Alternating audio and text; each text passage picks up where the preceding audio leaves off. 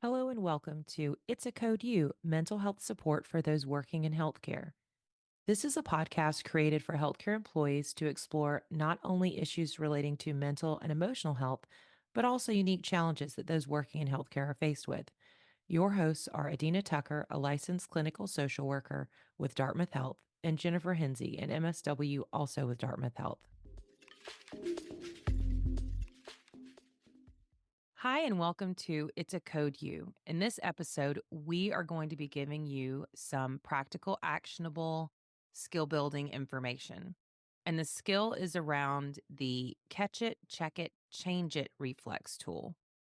This is really a tool that can help shift your thinking from being distorted and skewed in one way to a more balanced, accurate thought. And it's a way to see if your thoughts are out of balance and getting them back to being more balanced and more nuanced. And this particular tool is part of a larger therapy model called cognitive behavioral therapy, or CBT. And the purpose of CBT is really to stop negative thought patterns and patterns of behavior that might be impacting you and your life in a way that's really counterproductive to your goals and wishes. So, first, we'll give a little bit of information about CBT, and then we'll dive into the catch it, check it, change it tool. Cognitive behavioral therapy, or CBT, as it's called, it's a widely used form of psychotherapy, and it's also very well studied. Lots of evidence based research around this treatment used for a very long time.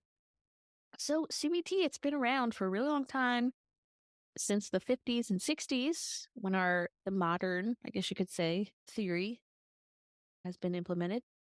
But the treatment does vary a little bit. It can be different depending on what issue you're trying to address.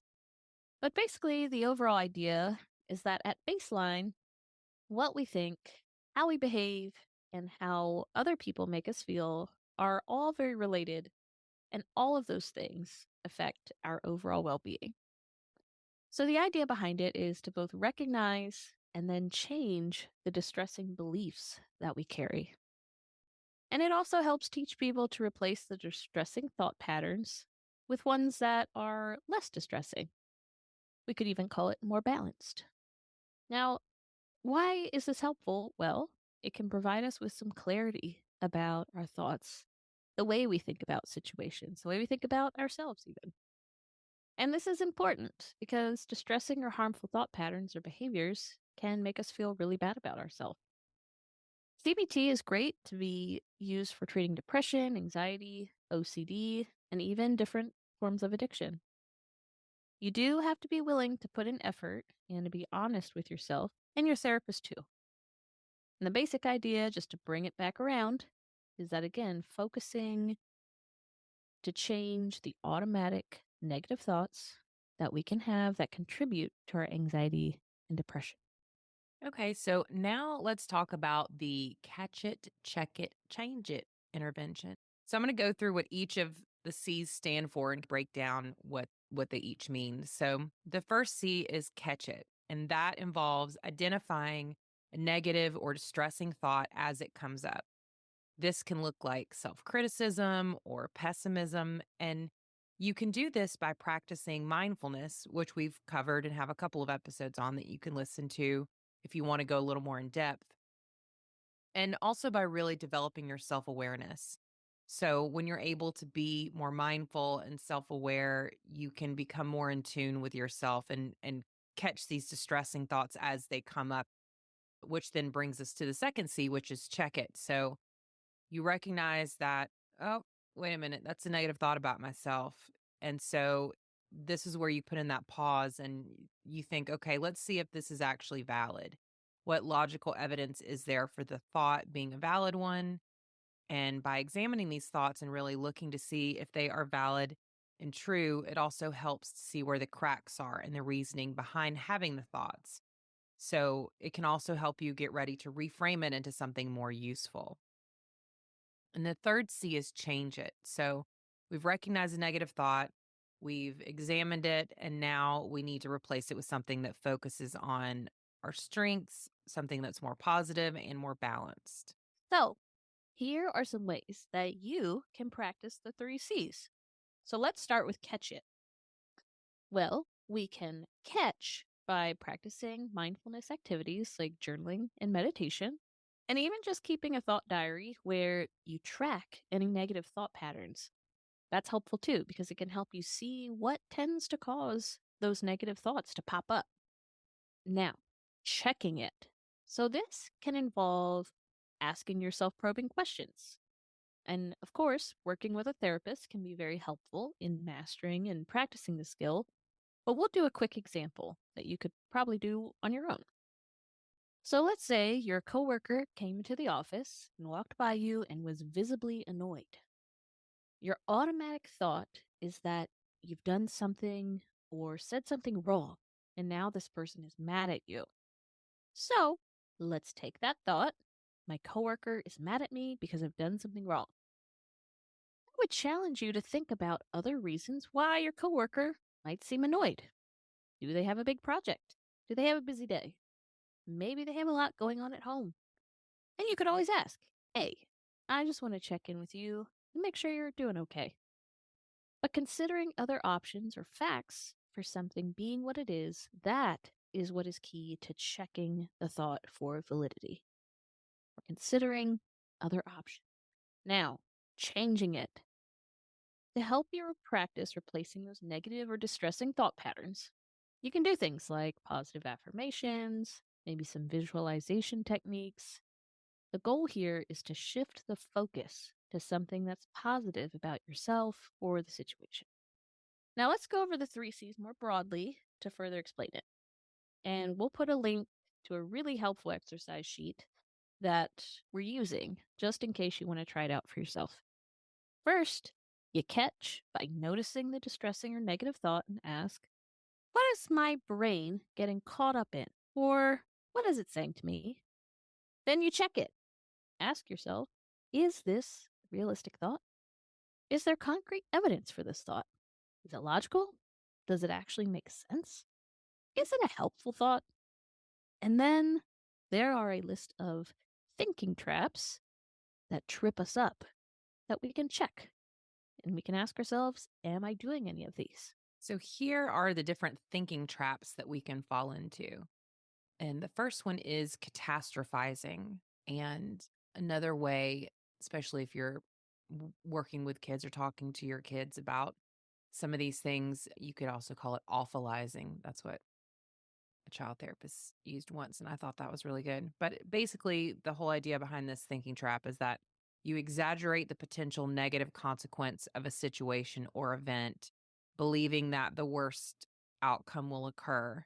And it could even go further to, especially if you want to think about in terms of a child, example would be like, well, I've lost my ability to play video games because I'm in trouble. And I was supposed to get online and play with my friend at 4 o'clock. And so now I'm not going to get to play with my friend. And I'm probably never going to get to play with my friend again because then they're going to be mad at me. And you just down and down and down and keep down the road with really exaggerating how negative that's going to be. Another thinking trap is polarized thinking. And so that's the everything is black and white. It's either good or bad. There's no in between. It can also be referred to as all or nothing thinking. And that can lead to rigid opinions and judgments. And it can really limit your ability to see the complexity and nuances of situations. Another thinking trap is overgeneralizing, and that's making a broad assumption about something with limited experience. So, an example could be maybe you had a job interview and you didn't get that job. And so then you think, well, I'm never going to get a job. I'm going to fail at everything. So, it sounds a little simpler to catastrophizing, but it's slightly different. A negative filter is another thinking pattern, and that's basically you only pay attention to the bad things that happen and you ignore all the good things. It's really that really heavy pessimism for negative filter. The next thinking trap is jumping to conclusions, and it probably doesn't require any explanation, but it's basically making assumptions about a situation based on limited information. And those conclusions are usually negative conclusions. Mind reading I feel like this is one that can happen a lot in relationships with others, especially romantic partner. Do you assume you know what someone else is thinking or feeling instead of asking and you just decide that's what it is? That can be really limiting and also cause you to especially assume that it's something negative about you. Another thinking trap is emotional reasoning. And so that's when you use those emotions to make decisions or draw conclusions without considering the facts. So it takes the rationality out of it. And that's what can also lead to that kind of negative self-thought. The next thinking trap is musts or shoulds. So that's when you put excessive pressure on yourself by believing that you must or should do something in a certain way. And so then that kind of very rigid belief with that pressure can lead us to having feelings of guilt or anxiety for not measuring up or doing something in this way that we've told ourselves we should. Another thinking trap is labeling, and that's a type of extreme overgeneralization involving judging or defining someone by a singular event or behavior. So, calling yourself a failure after you make one mistake, or deciding someone is a jerk after having one bad encounter with them. And the last thinking trap is blaming. So that's when someone attributes their negative feelings, experiences, or failures or to external factors or others rather than taking responsibility for their own actions and circumstances. Let's take a thought and practice changing it.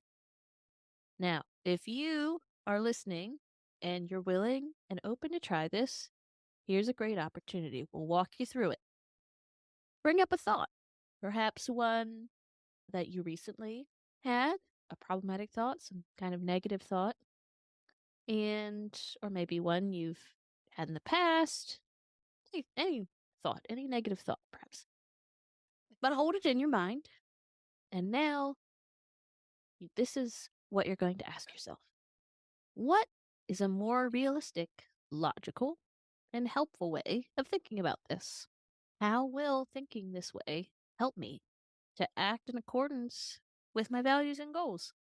And finally, am I willing to let go of the struggle with the negative thought in the service of focusing on what really counts?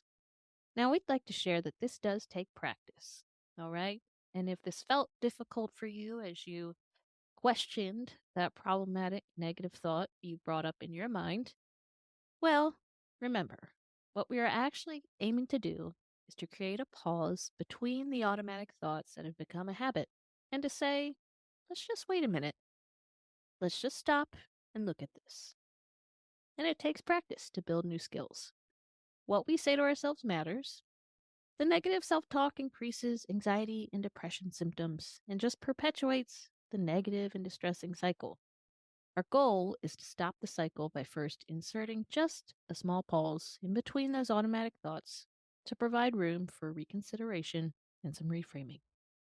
This is something I don't know about you, but this is something that I use a lot, especially with my anxious folks in therapy, because I feel very strongly that if you can identify Mm, what the negative thought is, and sometimes it's like a core kind of negative cognition, like I'm not good enough or I'm unlovable or whatever it is. But if you can identify that and then notice when those thoughts related to that are yeah. popping up, that can really put things on the road to change. Yeah. Yeah. And even just slowing down a little bit, right? Because those automatic thoughts can appear at lightning speed, right? So just giving yourself time to slow down and really apply some rationale, some deeper thought about why has this thought come up? What story are we telling ourselves through this thought? Yeah. So, this episode, we have gone over the skill catch it, check it, and change it, and really talked about how to do that, different ways that you can start slowing down and catching those things to help with some of these negative perceptions we have and try to help with some of our anxiety and depressive symptoms. So give it a shot. Let us, if you do, let us know. You can, if you, or alternatively, if you have any feedback or questions, or there's something that you would like us to talk about, you can email us at dhbhs.media@hitchcock.org. And if you haven't left us a rating and review and you like what you hear, please do that. And if you like what you're hearing and you know someone who would like to listen, share that with them. But we really appreciate you listening.